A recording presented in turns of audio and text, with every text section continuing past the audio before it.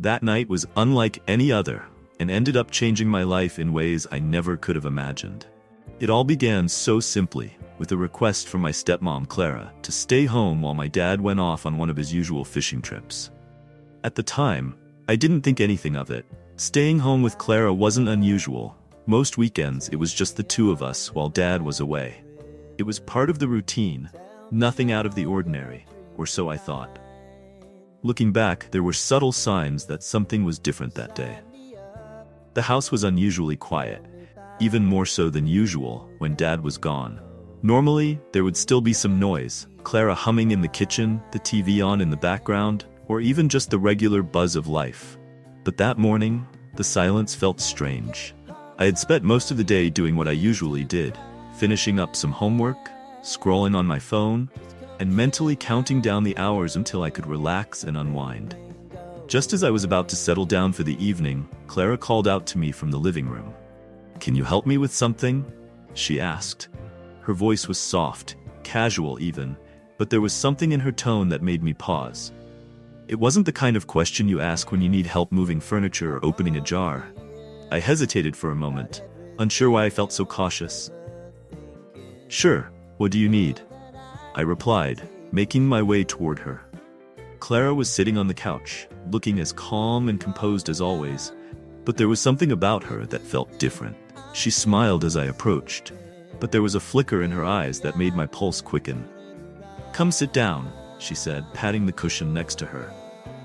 I sat down, feeling a strange mix of curiosity and unease. I couldn't shake the feeling that this wasn't going to be a normal conversation. Clara leaned back against the couch, crossing her legs with an air of confidence, but I could tell there was something more beneath the surface. "You've grown up so much," she said after a moment.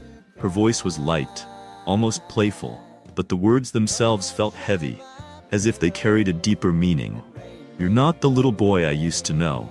Her comment took me by surprise, and I wasn't sure how to respond. My heart skipped a beat as I tried to make sense of what she was saying. Clara and I had always had a friendly, easygoing relationship, but there was something about her tone now that felt different. Almost serious, but in a way I couldn't quite put my finger on. "I guess," I mumbled, feeling suddenly self-conscious. I avoided her gaze, but I could feel her eyes on me, watching me closely. "No, really," she said, leaning in slightly. Her gaze was unwavering, and her tone was insistent. "You've changed, and I think we both know it." The way she said it sent a shiver down my spine. There was a tension in the air now, something unspoken but undeniably there. I didn't know what to make of it, and the uncertainty was, "Clara, what are you trying to say?" I finally asked, my voice shaky. I needed to understand what was happening, why the atmosphere in the room felt so thick with meaning. For a moment she didn't respond. She just looked at me, her expression unreadable. The silence between us stretched on, making the room feel smaller, more confined. The weight of it was almost too much to bear. Whatever was happening, I knew one thing for sure. This was no ordinary night, and whatever Clara was about to say would change everything. She just looked at me, her eyes searching mine as though she was trying to find the right words. Then she sighed and stood up, walking over to the window. "Your dad's gone for the weekend," she said quietly, staring out into the yard. "It's just the two of us here." I nodded, unsure of where this conversation was going, but feeling that knot in my stomach tighten. She turned to face me, her expression unreadable. "You know, I've been thinking," she began, her voice steady but soft. "There are things I've wanted to talk to you about, things that I've never had the courage to say until now." I swallowed hard. "Like what?" She took a step closer, her eyes locking onto mine. "Like us," she said simply. The word hung in the air and I felt my pulse raise. What was she implying? This didn't make sense. I tried to laugh it off, but my voice came out shaky. "What do you mean, us?" Clara smiled a small, knowing smile that made my stomach flip. "You've noticed it too, haven't you?" she asked, her voice a low murmur. "The way things have changed between us.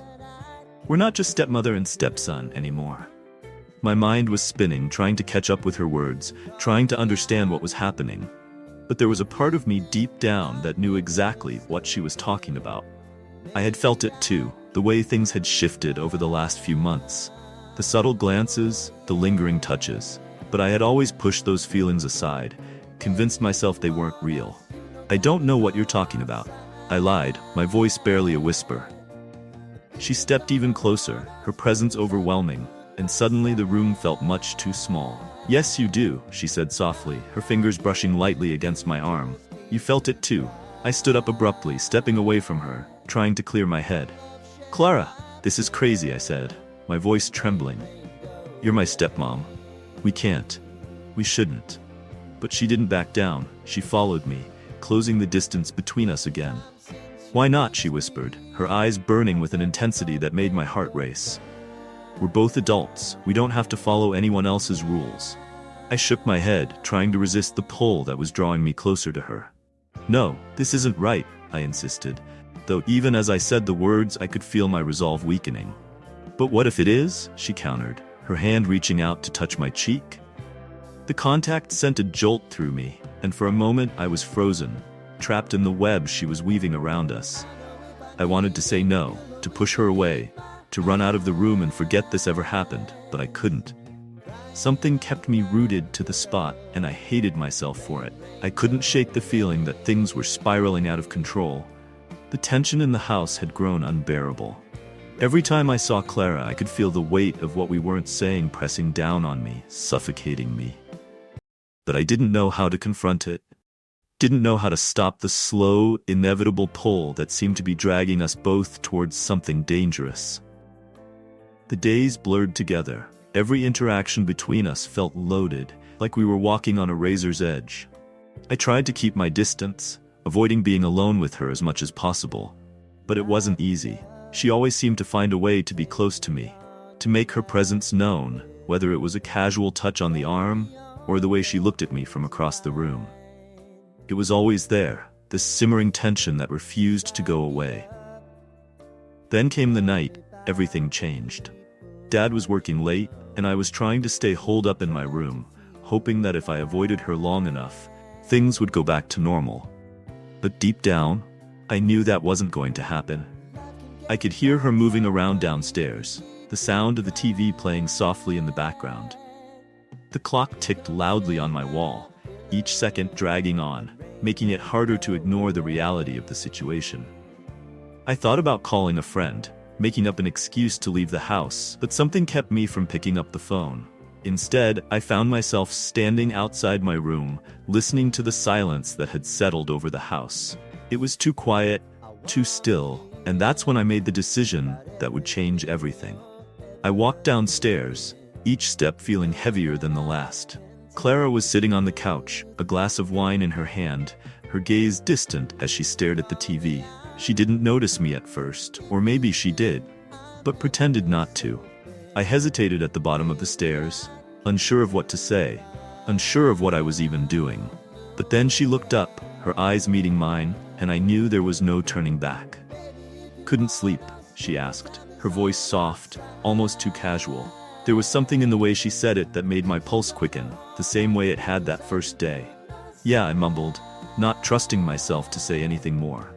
I walked over to the couch and sat down, leaving as much space between us as possible, but even with that distance, I could feel the tension between us thick and unspoken. We sat in silence for a few moments, the only sound the quiet hum of the TV. I could feel her watching me, her eyes lingering on me in a way that made my skin tingle. I didn't know what to do, didn't know how to break the silence without making things worse. But before I could say anything, she spoke again. "I've been thinking about us," she said softly, her voice barely above a whisper. My heart skipped a beat. "Clara, we can't." I started, but she cut me off before I could finish. "Why not?" she asked, turning to face me fully. "Why are we pretending there's nothing between us when we both know there is?" Her words hit me like a punch to the gut. I wanted to argue, to tell her that she was wrong, that we couldn't go down this path. But the truth was, I didn't have the strength to fight it anymore. I had felt it too, the strange pull between us that had only grown stronger with time. I had tried to ignore it, tried to convince myself that it wasn't real. But now, sitting here with her, I couldn't deny it any longer. "We can't do this," I said, though my voice lacked conviction. Even as I said the words, I knew they were a lie. I was lying to her, lying to myself. She leaned in closer, her hand resting on the cushion between us. "We're not doing anything wrong," she whispered, her voice low and intense. "We're not hurting anyone." I shook my head, trying to clear the fog that had settled over my thoughts. "But it's not right," I argued weakly. She reached out and placed her hand on mine, her touch sending a jolt of electricity through me. "Who says what's right and what's wrong?" she asked, her voice steady, her gaze never leaving mine. I swallowed hard, my heart pounding in my chest. I wanted to pull away, wanted to tell her to stop, but I couldn't. I was frozen, trapped by the intensity of the moment, by the feelings I had been trying to deny for so long. "We don't have to follow anyone else's rules," she whispered, her fingers lightly tracing patterns on the back of my hand. "We can decide for ourselves what's right." I closed my eyes, trying to block out the sound of her voice, the feel of her touch. But it was no use. The walls I had built around myself were crumbling, and I didn't know how to stop it. Before I could say anything, before I could gather the strength to pull away, she leaned in even closer, her lips brushing against my ear as she whispered, "Tell me you don't feel it too." Her words sent a shiver down my spine, and I hated how much my body responded to her, how much I wanted to give in. I opened my mouth to protest, to tell her that this was wrong, that we couldn't do this, but no words came out. Instead, I found myself turning to face her, my breath catching in my throat as our eyes locked. The moment stretched on, the tension between us growing thicker with each passing second. And then, without thinking, without planning, I leaned in and kissed her. It was soft at first, tentative, as though we were both testing the waters, unsure of what would happen next. But the kiss quickly deepened, the heat between us rising as we gave in to the desire that had been building for so long. My hands found their way to her waist, pulling her closer as her fingers tangled in my hair. The world around us seemed to disappear, leaving only the two of us lost in the intensity of the moment. I knew it was wrong, knew that we were crossing a line we could never come back from, but I couldn't stop. I didn't want to stop. As the kiss deepened, my mind raced with 1,000 conflicting thoughts. I knew this was dangerous, knew that we were playing with fire, but there was a part of me that didn't care, a part of me that had wanted this for longer than I was willing to admit. When we finally pulled apart, both of us were breathing heavily, our faces inches apart. Her eyes were dark, filled with something I couldn't quite name. And I knew that things would never be the same between us. "I've wanted this for so long," she whispered, her breath warm against my skin, "and I know you have too." I didn't respond. I couldn't, the truth was too much for me to handle, too overwhelming. Instead, I just nodded, my heart pounding in my chest as the weight of what we had just done settled over me. But even then, I knew it wasn't over. The kiss had only been the beginning. There was more. There would always be more. After that night, everything changed between us. I couldn't look at Clara the same way. Every time our eyes met, I felt a rush of heat, a reminder of what we'd done, and of the unspoken promise of what might happen again. The air in the house seemed charged with something dangerous, something we both understood, but didn't dare acknowledge openly. Days passed in a tense, awkward silence. I kept my distance as best I could, but it was impossible to avoid her completely. Every brush of her hand, every passing glance, felt like a spark threatening to ignite the tension that simmered just beneath the surface. I knew what was happening wasn't right, but there was a pull between us that I couldn't ignore, no matter how hard I tried. One afternoon, while Dad was out again, the silence in the house felt unbearable. I was pacing the living room, trying to distract myself with the TV, but my thoughts kept drifting back to her. The memory of that kiss, the way her lips had felt against mine, the way my heart had raced. It was all too much. I hated myself for thinking about it, but I couldn't stop. Just when I thought I might lose my mind, I heard her footsteps behind me. I turned to see Clara standing in the doorway, her expression unreadable. For a moment, neither of us spoke. The tension between us was thick, heavy with everything left unsaid. "We need to talk," she said finally, her voice low, almost hesitant. I nodded, knowing this conversation was inevitable, even if I wasn't ready for it. "Yeah," I agreed, my throat tight. "We do." She walked over to the couch, sitting down with a sigh. I followed, sitting across from her, keeping a careful distance. My heart was pounding in my chest, and I couldn't quite meet her eyes. I didn't know how to start, didn't know what to say that would make any of this better. "I know things have been different," she began, her hands clasped in her lap, "and I don't want you to feel uncomfortable. That's the last thing I want." I swallowed hard, my mouth dry. "I don't know what to feel," I admitted, my voice barely above a whisper. "I mean, this isn't normal, right? We're not supposed to feel this way." Clara looked down at her hands, her expression troubled. "I know," she said softly, "but it's not something we can just ignore either, can we?" I didn't have an answer for her. The truth was, I didn't know what we were supposed to do. Everything felt wrong, but at the same time, there was a part of me that didn't want it to stop.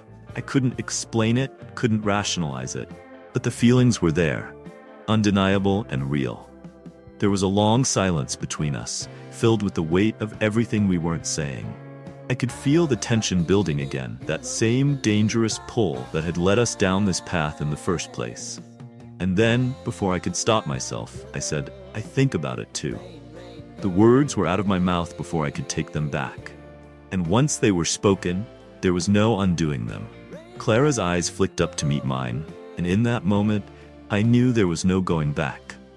We had crossed a line, and now we were standing on the edge of something even more dangerous. She didn't say anything at first, but the look in her eyes told me everything I needed to know. There was a heat there, a need that mirrored my own, and it terrified me. But at the same time, it excited me in a way I couldn't deny. "We can't keep doing this," I said, my voice shaky, though even as I said it, I wasn't sure I believed it. Clara's gaze never left mine. "I know," she whispered, "but we're already here, aren't we?" The room felt too small, the air too thick. I wanted to run, to put as much distance between us as possible, but I couldn't move. I was trapped not by her, but by my own desires. The pull between us was too strong, too overwhelming to resist. Before I knew what was happening, she leaned in, her face inches from mine. I could feel her breath on my skin, warm and soft, and my heart pounded in my chest. For a split second, I thought I might be able to stop it, to pull away and end this before it went any further. But then her lips were on mine, and all rational thought disappeared. The kiss was different this time. It wasn't hesitant or unsure. It was full of the tension we had been holding back, the desire that had been building for so long. I kissed her back without thinking, my hands resting on the couch, gripping the fabric to keep myself grounded.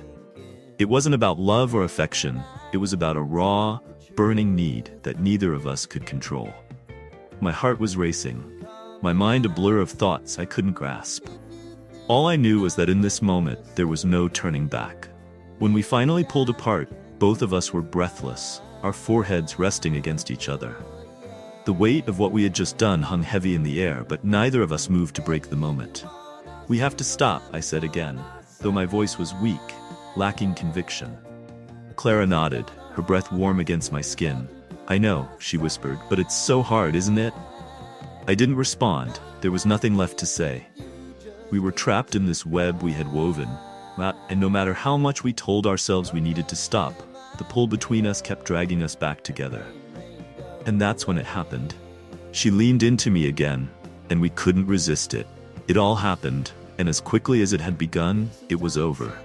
I think because it was a bit too exciting for me, but she didn't seem to care. After we were done, she smiled at me, letting me know she liked it a lot. The next few days passed in a blur. We tried to act normal, tried to pretend that nothing had happened, but the tension between us was undeniable. Every time I saw her, I felt that same rush of heat, that same dangerous pull. It was like we were circling each other, waiting for the moment when we would finally give in again. And I knew it was only a matter of time. One evening, when Dad was out late for work, I found myself in the kitchen trying to distract myself by making dinner. But the silence in the house was deafening, and I couldn't focus. Every sound seemed to echo, reminding me of the weight of what we were doing. I didn't hear her come in at first, but when I turned around, there she was, leaning against the doorframe, watching me with that same unreadable expression. "Need any help?" she asked, her voice casual, but there was something beneath it, something that made my pulse quicken. "No, I'm good," I said, though my hands were shaking. She walked over to me, standing too close, her presence overwhelming. Are you sure? I swallowed hard, trying to steady myself. Clara, we can't. I started, but she cut me off. We don't have to do anything, she said softly, her eyes locked on mine, but I think we both know where this is going. The words hung between us, heavy and final. I wanted to argue, wanted to tell her she was wrong, but I couldn't because deep down, I knew she was right. We stood there in silence, the space between us shrinking with every passing second, and then, before I knew it, she was kissing me again. It was quick, almost fleeting, but it was enough to reignite everything we had been trying to hold back. My heart pounded in my chest, and I knew that this was only the beginning. The weeks that followed were a blur of stolen moments and fleeting glances. It was like living in two separate worlds, one where everything seemed normal, and another where Clara and I were constantly on the verge of something we couldn't control. The weight of our secret was heavy, but we couldn't stay away from each other. No matter how much I told myself it needed to stop, that we needed to stop, it kept happening. Every time Dad left for work or stayed out late, the tension between us grew. I'd find myself in the same room as her, and without saying a word, we'd both know what was coming next. It was terrifying how easily we had slipped into this. Every touch, every look felt like we were crossing some invisible line. Yet it was never enough to make either of us pull back. Instead, we were drawn closer together, as if something bigger than both of us was guiding us down this path. One Saturday afternoon, the air in the house felt especially thick. Dad was at a company event and wouldn't be back until late. I could feel the shift the moment I woke up that morning, the quiet anticipation that had become all too familiar. As the hours ticked by, I couldn't shake the feeling that something was about to happen, something we wouldn't be able to come back from. Clara was in the kitchen when I walked in, washing dishes with her back to me, but she must have known I was there, because she didn't flinch when I entered. I stood by the door, watching her for a moment, unsure of what to say or do. This had become routine, this strange dance we were caught in, and I knew the steps all too well. She turned off the faucet and wiped her hands on a towel before turning to face me. For a second, neither of us spoke. The silence was loud, filled with everything we weren't saying. "Are you okay?" she asked, her voice soft, her eyes searching mine. I wasn't. I hadn't been for a while, but how could I admit that? How could I explain the storm that was raging inside me, the constant battle between right and wrong? "I don't know," I finally replied, my voice barely audible. Clara walked toward me, stopping just a few feet away. "I've been thinking," she began, her words slow and deliberate. "Maybe we should talk about what's been happening." I tensed, not sure I wanted to have this conversation. What was there to say that hadn't already been said with our actions? But she wasn't backing down, and I knew I couldn't avoid it forever. "What's there to talk about?" I asked, my heart racing. She sighed, rubbing her forehead with the back of her hand. "I don't know. Maybe we need to figure out where this is going. We can't keep living like this, pretending it's not happening." She was right, but I didn't want to hear it. "Where do you think it's going?" I asked, my voice sharper than I intended. Clara flinched slightly, but didn't break eye contact. "I don't know," she admitted, "but I do know that we can't keep tiptoeing around it." I ran a hand through my hair, frustration bubbling up inside me. "What do you want from me?" I snapped, not because I was angry with her, but because I didn't have the answers either. "Do you want me to say this is okay, that I'm fine with it? Because I'm not. I'm not fine with any of this." Her expression softened, and she stepped closer, closing the distance between us. "I don't want you to be fine with it," she said quietly. "I just want you to be honest with yourself, with me." Her words hit me like a punch to the gut because I knew exactly what she meant. I had been lying to myself for so long, convincing myself that this was just a phase, that it would end if we ignored it long enough. But the truth was, I couldn't stop thinking about her. I couldn't stop wanting her, and the more I tried to fight it, the stronger it became. "I don't know how to do that," I admitted, my voice breaking. "I don't know how to be honest about this." Clara reached out her hand, resting gently on my arm. The touch sent a shiver down my spine, and I hated how much I craved it. "It's okay," she whispered, her eyes filled with understanding. "We'll figure it out together." The sincerity in her voice broke something inside me. And before I knew it, I was pulling her closer, kissing her like it was the only thing keeping me grounded. This time the kiss wasn't rushed or frantic, it was slow and deliberate, like we were both trying to hold on to something that was slipping through our fingers. When we finally pulled apart, her forehead rested against mine, and we stood there in silence, our breaths mingling in the small space between us. I could feel her heartbeat, fast and erratic, matching my own. "What are we doing?" I whispered, more to myself than to her. I knew it couldn't last. I knew that something had to give eventually, but I wasn't ready to face that yet. Then one evening, everything came crashing down. I was sitting in the living room, the TV on but muted, my thoughts far away. Clara was upstairs and Dad was supposed to be out late again. But I wasn't paying attention to the time.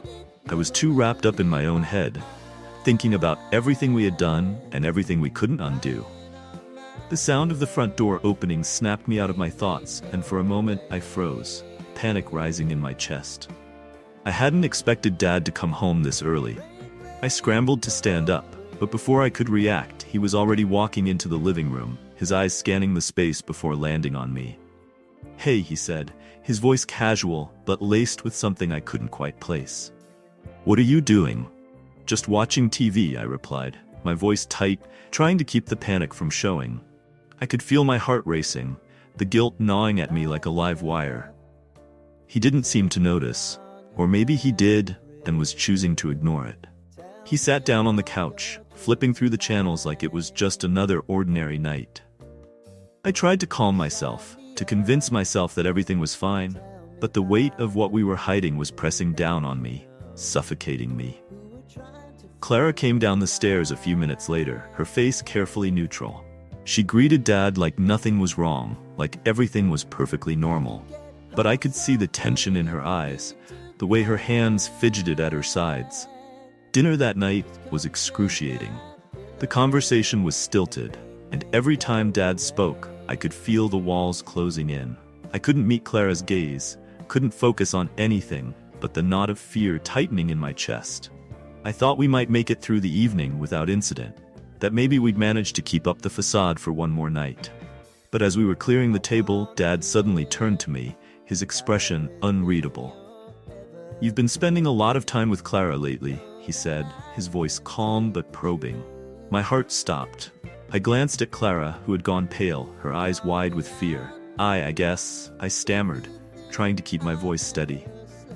Dad's gaze lingered on me for a long moment, and I could feel the air in the room shift. "Anything you want to tell me?" he asked, his tone still casual, but there was something in it that made my blood run cold. I opened my mouth to respond, but no words came out.